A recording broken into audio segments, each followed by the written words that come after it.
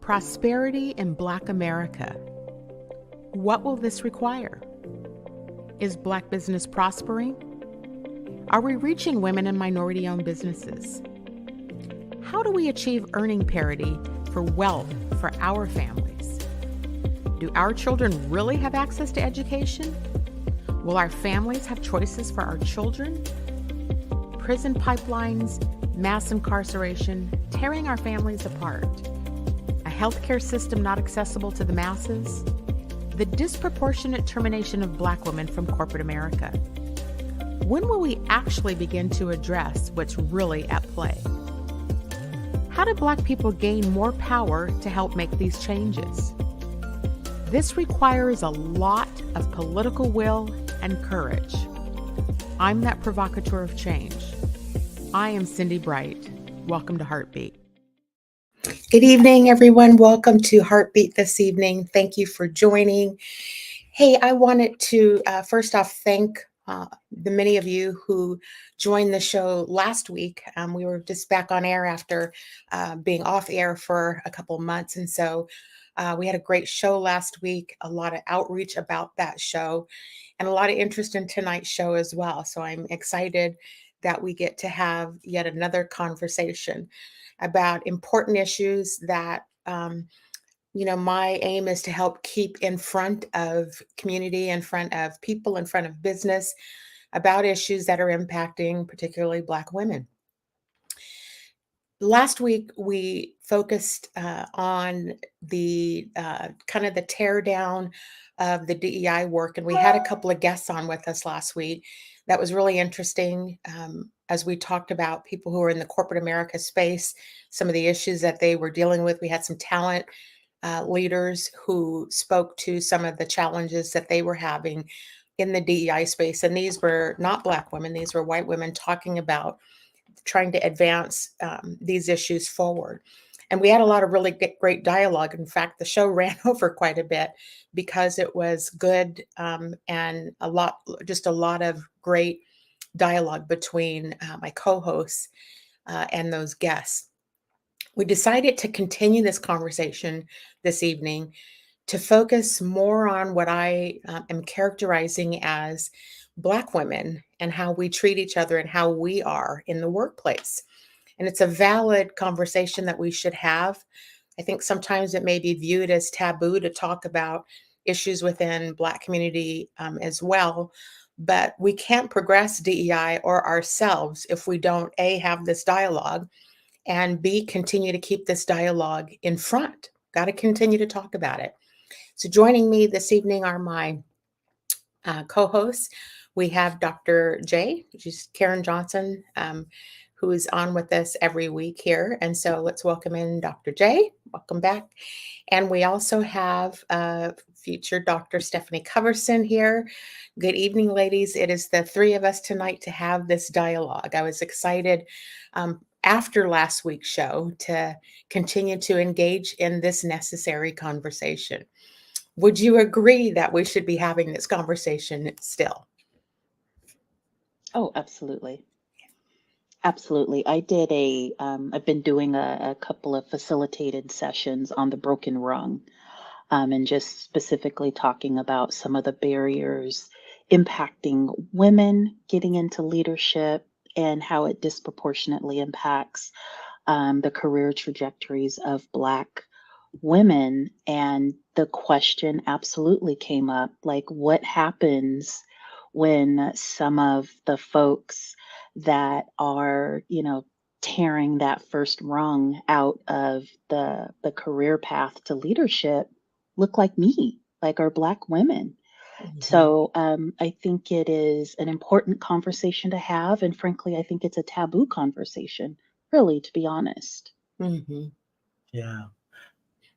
I'm reading this book entitled Ratchetdemic, Reimagining Academic Success by Christopher Emdin.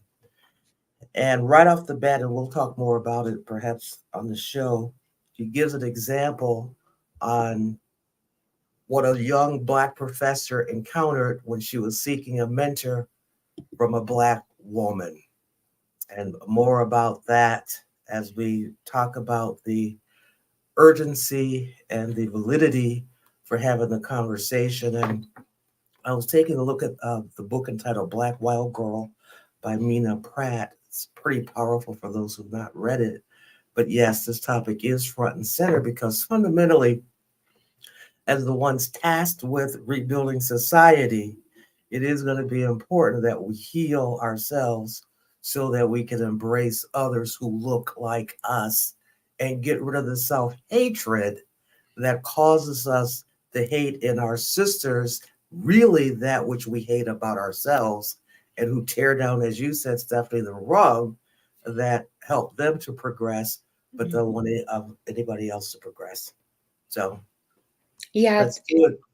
it is a taboo and difficult because, again, the show, like, the intent wasn't to, I mean, I know we all have 1,000 stories to tell about what's happened to us each. I mean, we've lived through it, right, as Black women, but not to complain about what's happened, but to your point, Dr. J, about how do we begin to heal, and how do we engage other Black women to get beyond, if you talk to a group of Black women, the self-recognition of the harm I myself may be creating is not always, we're not, what's the word? We're not eager to confront ourselves, right? We're not eager to confront ourselves. And yet we have to confront ourselves in order to have prosperity, right? In order to be fruitful, in order for, um, to feel fulfilled, we have to do this collectively. We can't do this individually. And so, what are your thoughts about how do we begin to, the first step in the 12-step process is acknowledging I'm contributing to this issue. Like, how do we even confront that, or have people to confront themselves with this? I think that's a great question. And one of the things, sometimes I think that as Black women, we may think that we are providing a service, right? Like, I'm looking out for you. Um, and I am, treating you harshly in this way so that when it is your turn in leadership, you will be prepared for that. So, thinking about, for example, the health crisis that we find ourselves in around teaching our Black daughters that you have to be twice as good to get half the credit, and the anxiety and the perfectionism and everything that's embedded in that. And what we know is that even if you're twice as good, you know, that's not an effective saying, right? If it were an effective saying, then we would not have leadership gaps, exclusionary opportunities in leadership. We would have a whole generation of baby boomers and Gen Xers as Black women in these powers and positions of authority, right? So while we are telling our Black daughters, cousins, nieces, sort of all of the things that this is what you have to do, it hasn't been effective. It hasn't closed that. It hasn't closed the gap. Mhm. And to your point, Stephanie, that I will answer your question, Cindi. One of the major premises in this book, Wretchedemic, is that the teachings center whiteness, and that's really where that comes from. Mhm. We're taught to, like, you got a 98 on one of your papers, 100 on another, yay. And his example was, when we come home with a 98, often we're confronted with, well, what about the other 2 points? Or, I had a good day in school today. Well, what are you going to do to make it great tomorrow? And it's almost like we're ingrained and trained to believe that we're less than, and begin to cut away pieces of our authentic self to fit into maintaining the status quo. And how do we confront ourselves with sin? I was thinking about, if we really believe that we were fearfully and wonderfully made, what would that look like and how would we show up? I remember when I entered management, one of my former supervisors offered to coach me, not from a twice as good standpoint, but just, I'm here for you. When I hit mid-management, there was a Black woman in Kansas City who was good friends with my boss, who knew him well. She called me up, welcomed me on the team, gave me insights of being effective in that role, told me I was destined for greatness, and was there if I ever needed her. When I entered the senior executive ranks, there was another Black woman who said, be sure to surround yourself with other Black women as a support group outside of work. And I did, and it was very fulfilling and thrilling. And maybe perhaps that's something that we can get back to doing for our own well-being, and also to just help others know that they're not alone. Don't have to be perfect, but you're not alone in this journey. And that is counter white supremacy culture. And maybe it's time for us to decenter whiteness and get back to our Blackness, get back to our culture, get back to our roots, get back to ourselves. And learning self-love will help us then embrace, as opposed to attack, other women who look like us, perhaps repairing that wrong, Dr. Coverson, that you were talking about earlier.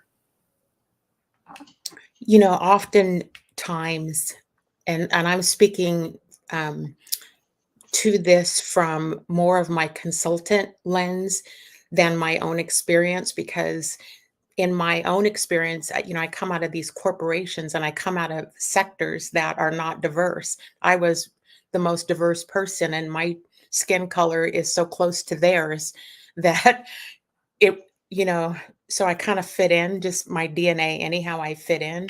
So I didn't get to see or have role models of other Black women. I never have. I was, programmed in white supremacist cultures, into white men, CEOs. That's who I reported to. But I've seen, like I did a small gig for the city, and I saw more Black people in the government, in the city government and the state government, than I have in any of the other, roles that I was in. So, but I observe the winner takes all kind of mentality with some Black women. I observe it particularly. I've been in Seattle for 25 years now. So I don't know if this is just a Seattle thing, but I've watched the behavior. You can see it on your social media, where you get to see people being honored as being these wonderful humans. And my observation of them is I've watched them claw other Black women apart. And so I just see there's such a disconnect in that, because some people, they're good at projecting themselves to a certain group of folks one way.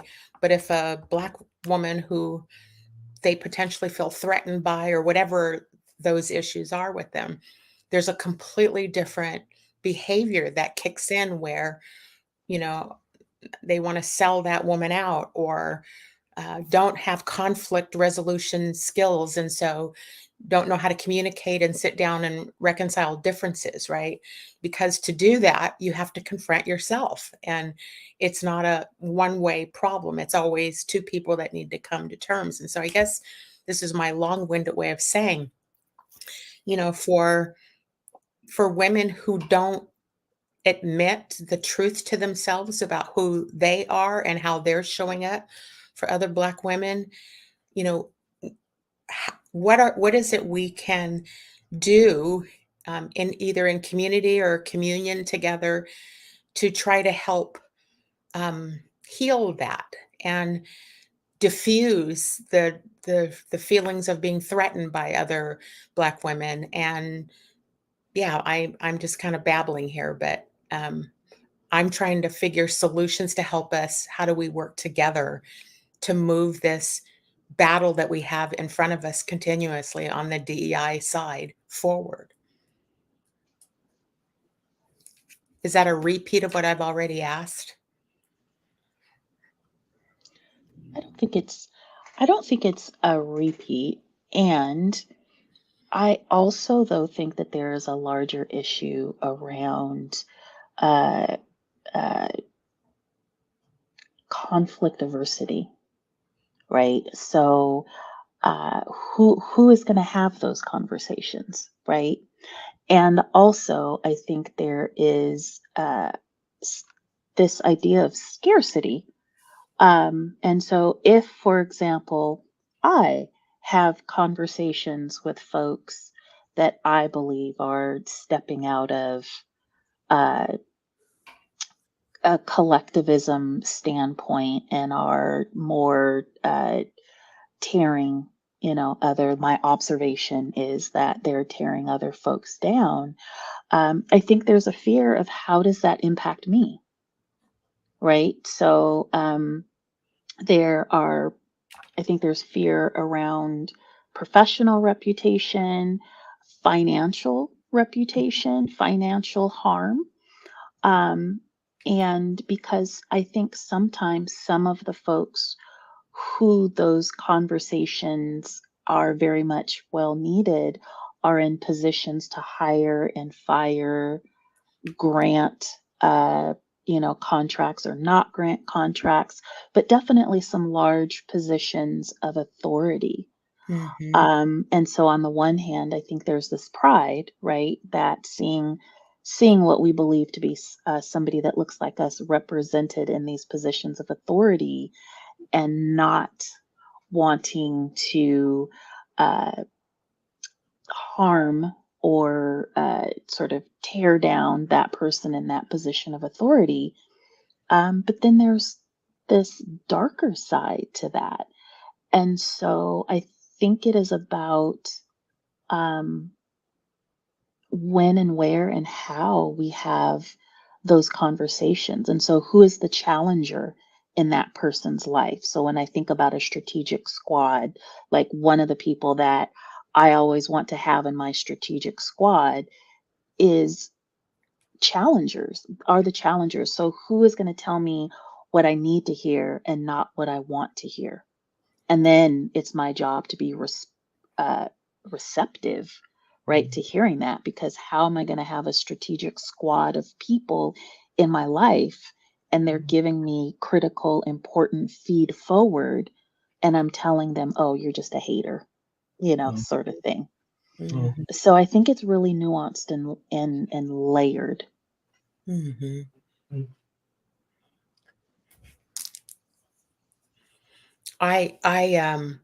I like how you just articulated that about the strategic squad, because the three of us are a strategic squad, and well, there's more than just three of us, but we can have safe conversations with each other, and we have agreed, to listen and help and kind of like do no harm, right? Like create a space where um, we can be our authentic selves and not feel like we're going to get harmed by being that. And that is not easy to find, like a squad of people that we can do that with, right? Where you can talk and share your heart and feel like you can trust. And um, you both have heard a lot of my wounds, right? Like, um, my question is always, how do I trust again, right? When you're burned by people constantly, and it just makes it tough. And so in the workplace, as I think about, um, Black women who want to flourish, we have to be able to sit down and have conversations with each other that are uncomfortable, that, right, that are uncomfortable to have. Otherwise, it's just a game and people are just trying to game someone else. Um, and harm them behind their backs. I mean, I have seen that atrocious behavior so many times where really good, high quality, doctorate level, highly educated, smart, bright, brilliant Black women are being torn down because somebody doesn't like that they said boo, or that they used the tone that didn't please that person, or whatever the scenario is for the day.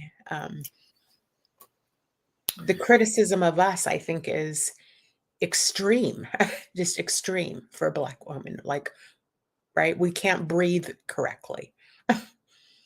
Dr. J, were you about to say something? Yes. I've been thinking about quite a bit here, particularly one who's from the northeastern part of the United States of America, who is currently in the Pacific Northwest.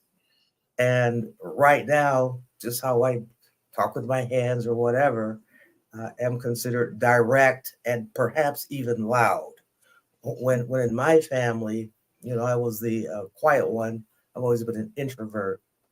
But what we're really talking about is the importance of restoring the lost art and skill of having personal interactions, and not on the phone, not texting or tweeting a breakup, but having conversation. And when I'm thinking about organizational models that I've attempted to use here in the Pacific Northwest, some successful, some not so successfully, Patrick Lencioni talks about characteristics of dysfunctional and ergo functional teams. Mhm. And at the base of the pyramid is trust, which then conflict, then commitment, accountability, and results is at the top. That's the book. And oftentimes organizations want to seek results at the top, or even accountability, the lower ring under the top, when it actually the base starts with trust. Mhm. And you can only build trust with open, honest, truthful, transparent, I call it hot, honest, open, truthful, transparent, HOTT, hot communication. And that's difficult when you have been programmed in school and maybe even your home to be still, be quiet, be in uniformity, and have confused equality with uniformity. All Mhm. people don't show up that way.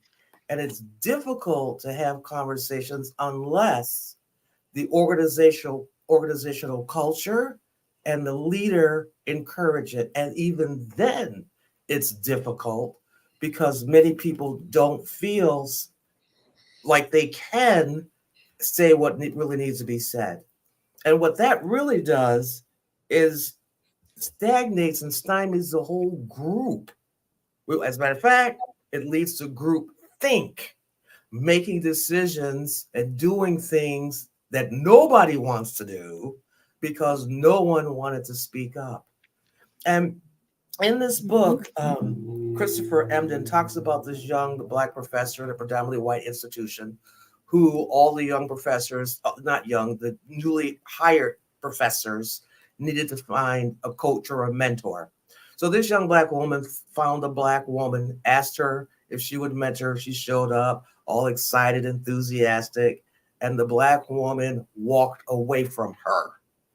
There was then a professor who came up to this young Black woman and said, "People are talking about you. They're saying that you think you're too good, that you don't need a mentor." The young woman said, "Wow, that is the furthest thing from the truth." So the woman inquired and learned what she had done and what this Black woman professor had did with her, and pointed out, well, my goodness, this woman is from the deep South, because the Black woman who walked away from her, when they heard her speak, she spoke with a British accent, was from the deep South. And the author goes on to talk about what that doctor, the one who walked away from her, had to overcome in order to fit in to a predominantly white institution. So when she was confronted with this young Black professor who was effervescent and emoting and expressive, that went against her code and norm for fitting in to that white culture. The author calls this mirror theory. He says mirror theory states that what we disapprove of in others is actually what we disapprove of in ourselves. And as long as there's self-hatred in any of us as Black women, that's what gets projected, Cindi, that you were talking about. We see showing up where pretending that we're one thing while stabbing people who look like us in the back. Or, as you were talking about, soon to be Doc Coverson, breaking down the rungs on the ladder that they themselves climb to get there. So I did a whole TED talk on this. Like self-love. Yeah, yes. Self-love. I am not who you think I am. You are who you think I am.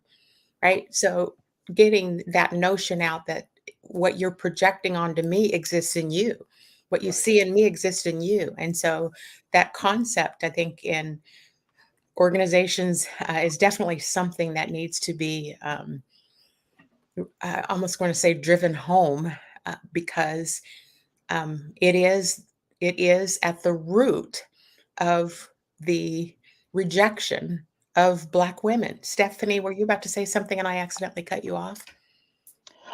I just resonating so much with what Dr. J shared. I wanted to add to the 5 dysfunctions of a team. I want to go back to that. And in sort of this pyramid, the next step up is the artificial harmony, right? When you don't have trust, is this artificial harmony. Right. And so, Cindi, I think when you are talking about sort of what we're watching happening in real time, behind the scenes versus kind of what is happening publicly, it is this idea of this artificial harmony of, not wanting to rock the boat, not wanting to have vulnerable conversations, and, as my mother would say, not wanting to put folks out on Front Street, right? And so I remember a time in my community where the community, you would have those conversations. Right. And so, like, while you might not get in trouble, say, for example, by your parents, you would get called to task by like a neighbor. And then when the parent got home, you were in trouble again. Right. And so I think that we have lost the ability to have some of those conversations. And so while I'm giving, an example as, neighbor kids, being young, being minors, children, I think that is very much true in adult settings, that we don't have those important conversations. And also, I think that social media has been both a blessing and a curse in the sense of we are seeing more messaging, frankly, that is very anti-Black and is very anti-Black woman.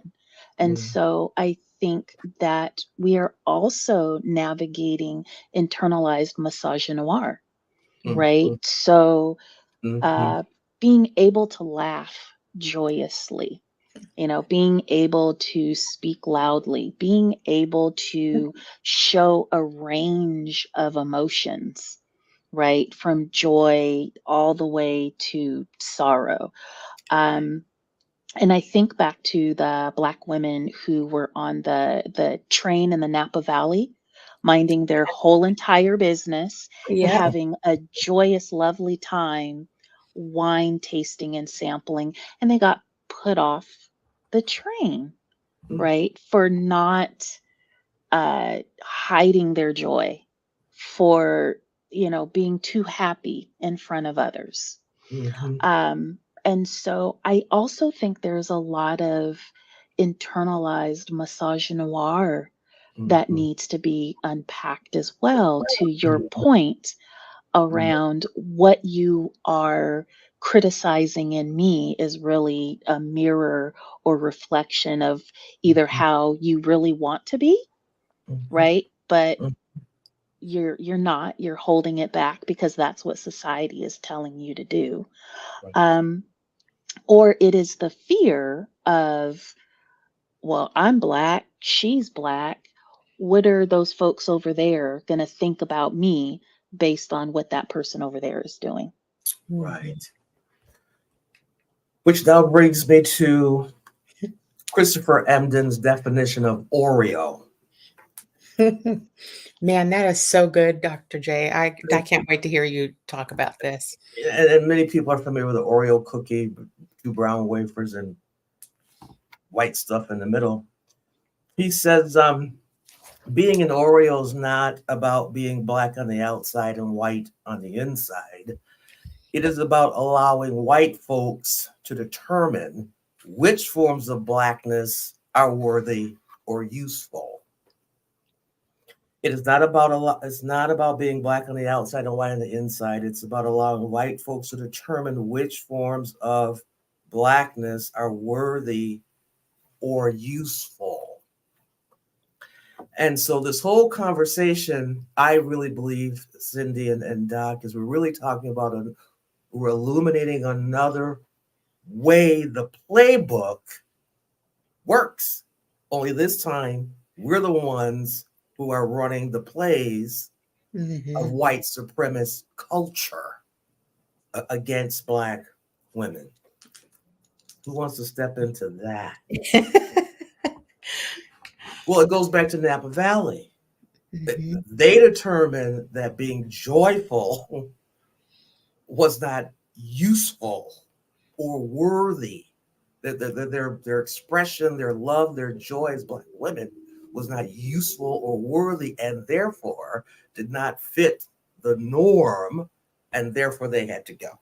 And I also, to be honest, think that part of the reason that those women were put off the train is, how dare you find joy and not include me in it and not be my source of entertainment, right? And so I can remember one of my first positions in executive leadership, the president of the institution, whenever he would see a group of Black women, he would say, "Here's trouble. Here's trouble."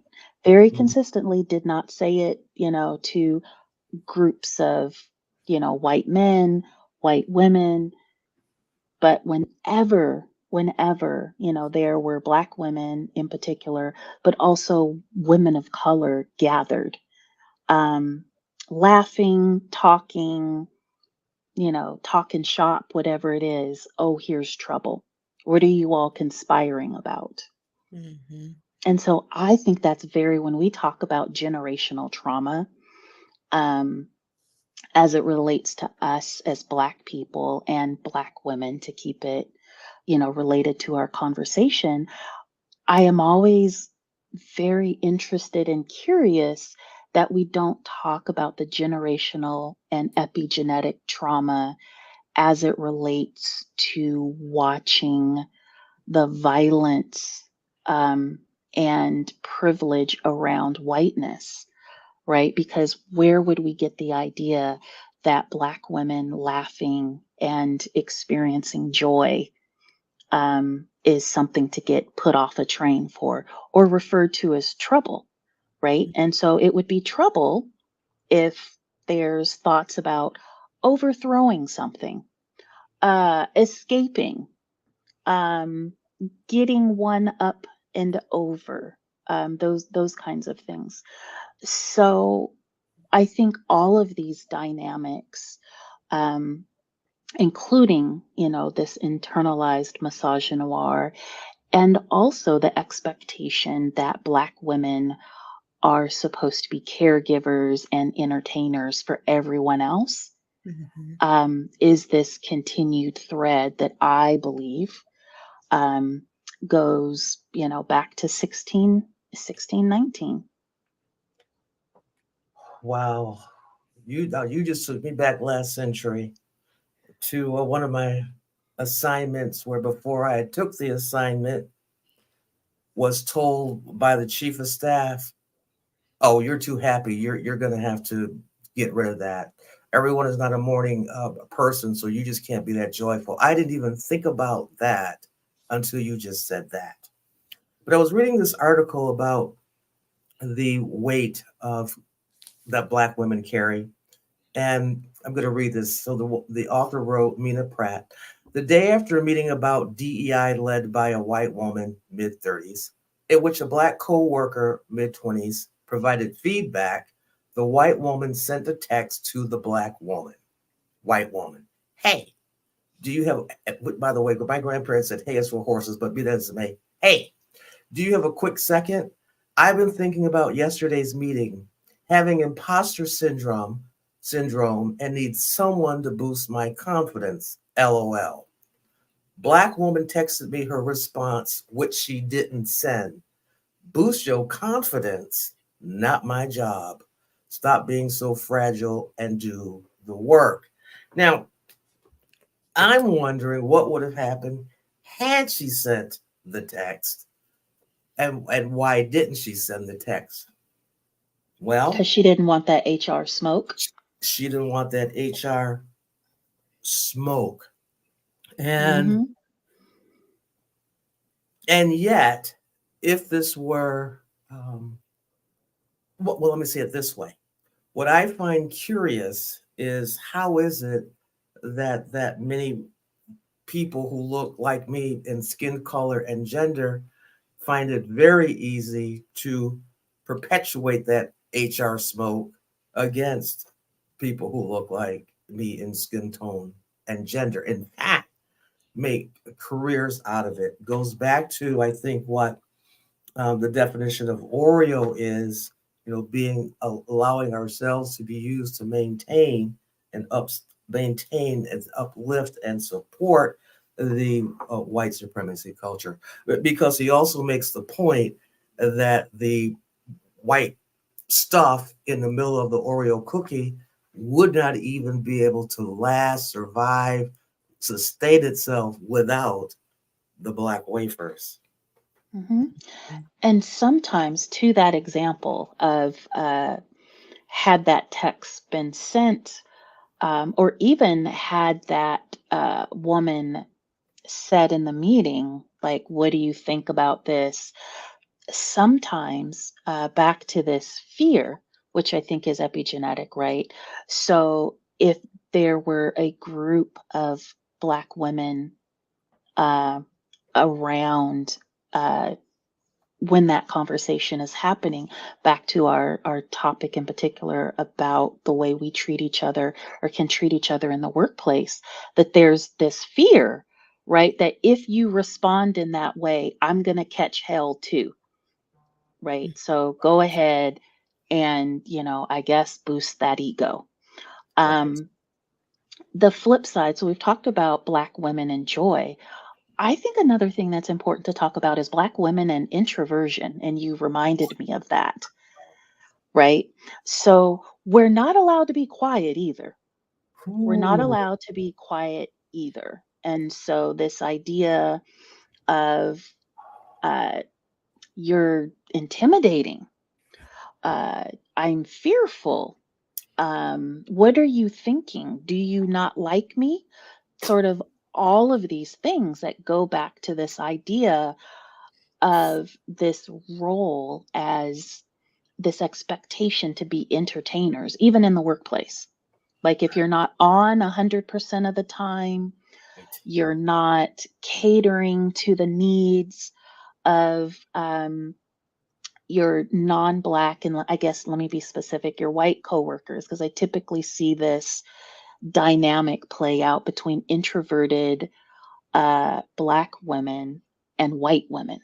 And this idea that you have to actually be engaged with the entertainment Mm, that is not in your job description. Like, right. for example, I'm a whole ass data analyst.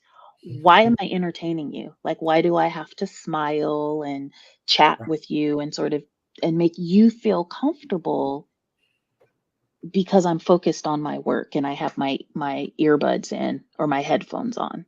So let's just add that to the conversation. You're describing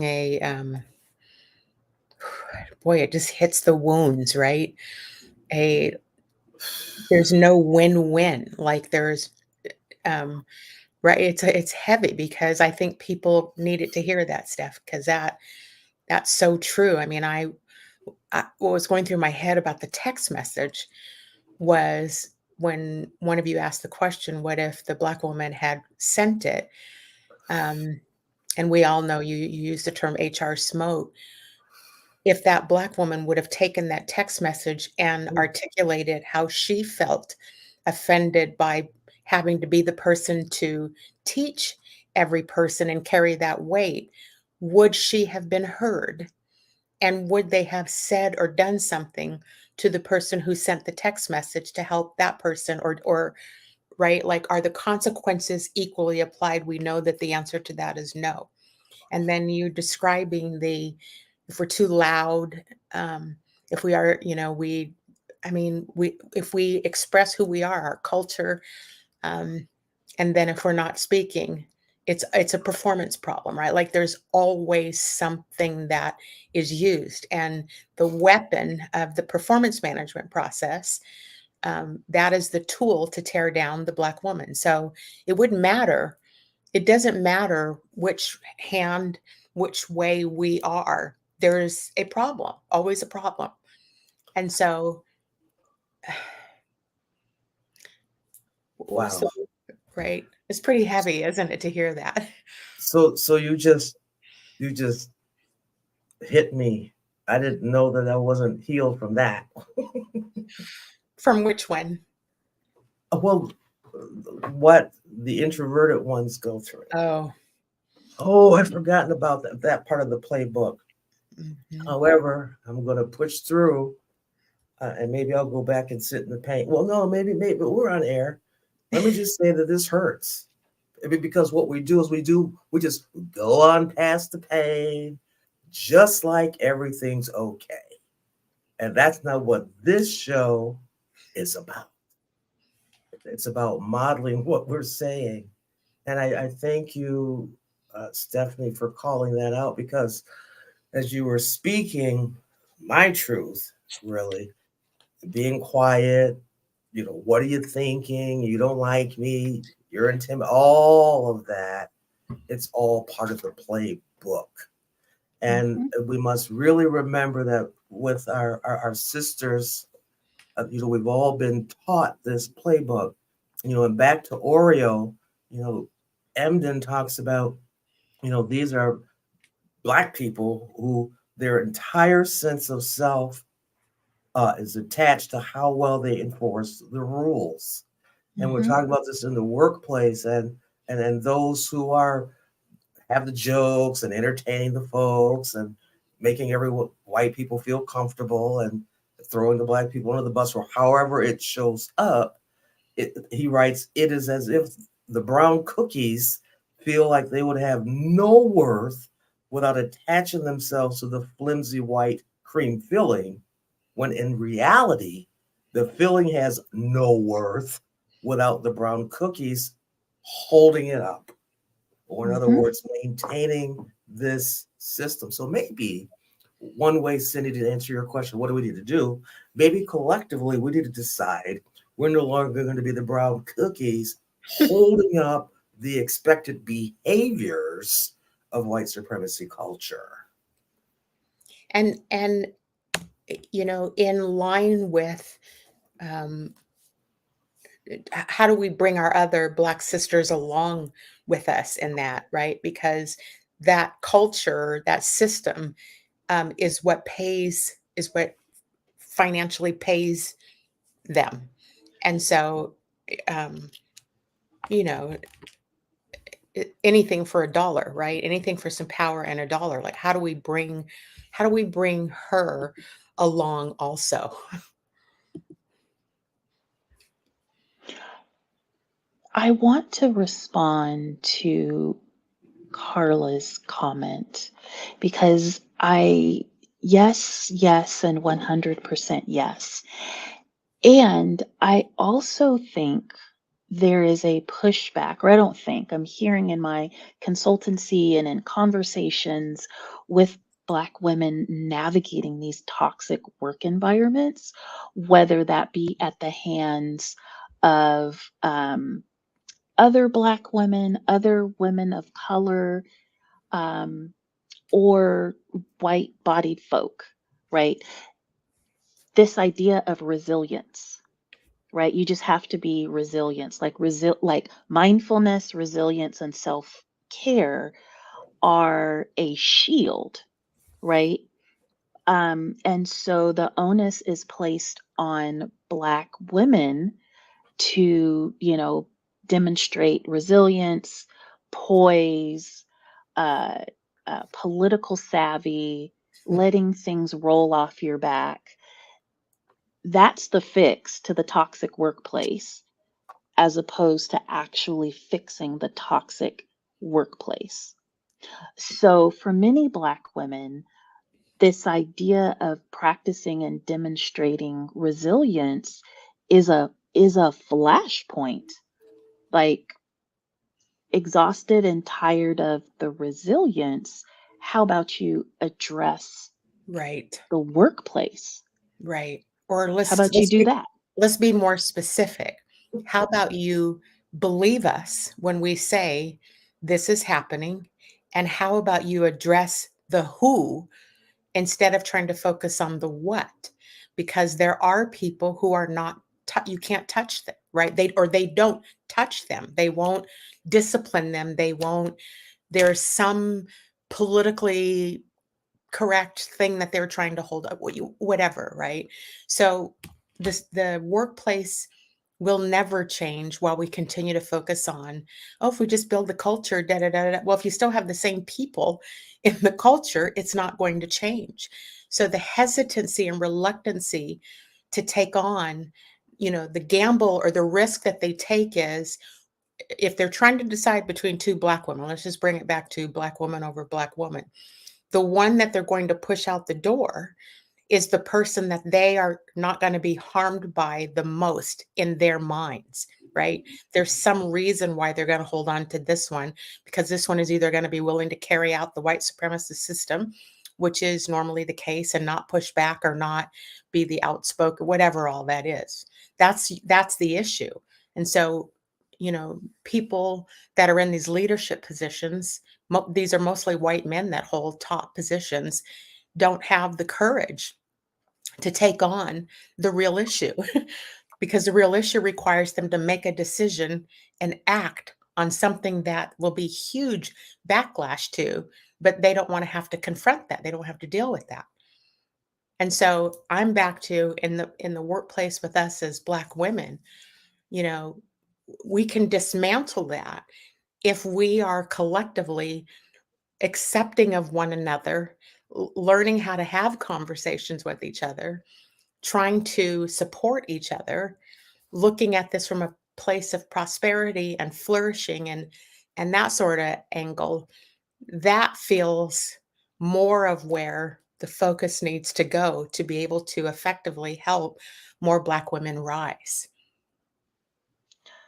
Absolutely. And one thing I want to call into the space around who is selected when we talk about Black women, who goes and who stays, who is elevated. I want to call into the space that I want to call in colorism. So it's typically lighter skinned Black women. I want to call in featureism. It's typically Black women who have more European looking features. And I also want to call into the space texturism, the hair texture. And so this idea or this bias that selecting Black women who are quote unquote more palatable. I'm more comfortable sitting across from this particular Black woman because she's lighter skinned, because her, I don't know, hair texture is 3A, and has thinner, lips and, the nose and sort of all of those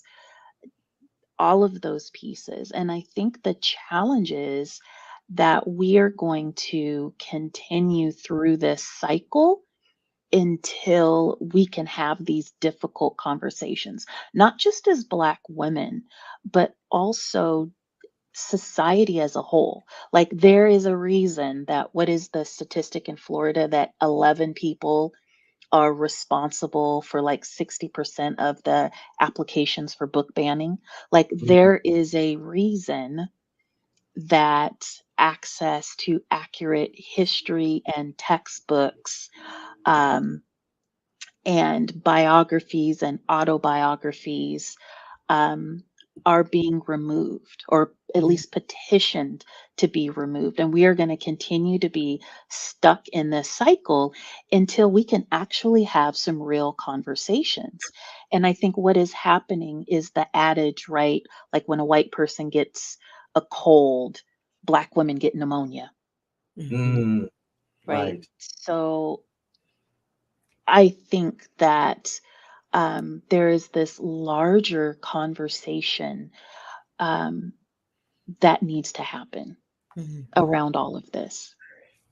I'm gonna comment on it because there's another angle to it too. And so I'm speaking to it from the light-skinned, I'm the biracial one with the hair texture that is acceptable or supposedly acceptable in the workplace. And I could make a very compelling argument that my light skin and hair, while the corporations or the leaders may want that more, the backlash from Black women that don't have the hair texture is far worse. And so the people believing that the light skins have it easier, is a perspective, but there is a whole nother angle to that, which is the abuse that a woman who looks like me has to constantly take because I'm rejected by my own sisters. I'm rejected by white women and I'm rejected by a lot of the dark skinned Black women. And so those are all real issues that, to your point, have to be talked about. Um, who does she think she is speaking out for Black America, right? When she's this high yellow, you know, right? I mean, I've heard those things repeatedly over my career, over my life. And Mhm. so, um, yeah, it's Yeah. a fascinating topic. And we're running out of time to continue talking about it. But Dr. J, I could tell you were wanting to add something in there too. Well, I'm just thinking about Willie Lynch, The Making of a Slave, and what Stephanie was bringing forth was indeed the playbook Mhm. to divide us by color, right? Mhm. To do that, so it should be no shock that you would encounter those interactions from Black people because this is what was Right. taught through chattel slavery, and anyone who stepped out of line went to the whipping post. I think the point today is maybe perhaps if being free and liberated in our mind and embracing our fearful and wonderfulness and our authenticity and all of our brilliance and the essence of our being results in the whipping post, then perhaps we need to go there and tear it down. Mm. Because Amen. the consequences of our silence is the demise of not only ourselves, but the legacy that we're robbing society of because we don't know who we are. Mhm. So Right. And I want to say that having access to those spaces, Cindy, back to your point, is not the same as ease, Right. It's not the right? same as what? Ease. So there's a difference between access and ease. And so Mhm. as a light-skinned woman, I am more likely to get into those the roles that I have been in, that Right, access to the spaces that I've had access to. right. Not that I am not a well qualified individual, right? Mhm. Mhm. It is light skinned, my Mhm. light skin and light eyes that, Mhm. thrust me um kind of over the top to back to Dr. J's point about this playbook and about this continued division Mhm. that as a Black community, we were not the creators of, right? But we are perpetuators of Right. it, right? We are carrying that on. Um, uh, we're carrying that trauma on. And so back to Dr. J's point, like, how do we burn or you said tear it down. So let me reduce my violent language. How do we tear it down, not burn it down? No, go ahead, Um, do you. where I'm gonna just let's burn it all down. Like, how do we do that? Mm. Right? Mhm. And how exactly, exactly. How do Oh, we those do are that? really pretty earrings. Where did you get those? No, it's true. You wanted for those of us, those are the, what was there where was that at in Lift every Alabama? chair and Lift swing. every chair and swing, Lift the every Alabama chair and sprawl, swing. yes. Yeah, wow, this is a good conversation. I'm glad we're having this tonight to talk to at least begin to talk about these issues that absolutely must be we have to continue to talk about this kind of stuff because we can't break these barriers and we can't break this system by not confronting it. And so this is what we're doing. So, in the last couple minutes, um, wounds into wisdom. I wrote that down. How do we turn? I'll let you both have some closing comments about how do we turn how do we take these wounds and turn them into wisdom for our other sisters out there listening to the show today? Well, since that's the phrase that I coined, all I'm just going to say is showing up, doing this, being authentic, being real, and remembering that we really are not, even though we're in an oppressive system, we get to choose to be victims or victors. And taking these situations that come in our lives and seeing them as opportunities to turn them into wisdom because they are wounds. Like when Stephanie started talking about the impact of how people, Black women who are introverts, are treated, that hurt. I didn't realize that I still felt that. So I'm going to need to go and think through what that means and how I'm going to turn that wound into wisdom in my book that I'm writing to expose this playbook so people who do this work are not blindsided while offering suggestions on how to show up as your true, authentic self. Mhm. And that might mean spending some time even rediscovering who you are because we've all been conditioned and brainwashed in this white supremacy system from birth. And Dr. Joy DeGruy, in her book entitled Post-Traumatic Slave Syndrome, gives an example about she's at the bank, her grandchildren, and a white woman is in there with her children, and the little white children are running all over the bank. And her little Black children were like, no, she can't have that because while that may be acceptable behavior for the white children, it's not acceptable for the Black children. Well, we need to start reevaluating, well, who told us this? And we begin to start centering ourselves and our culture as opposed to some made up system that advantages one person over the other when we all have inherent worth. Yeah. Yes, amen. Stephanie, did you have any closing comments around some wisdom?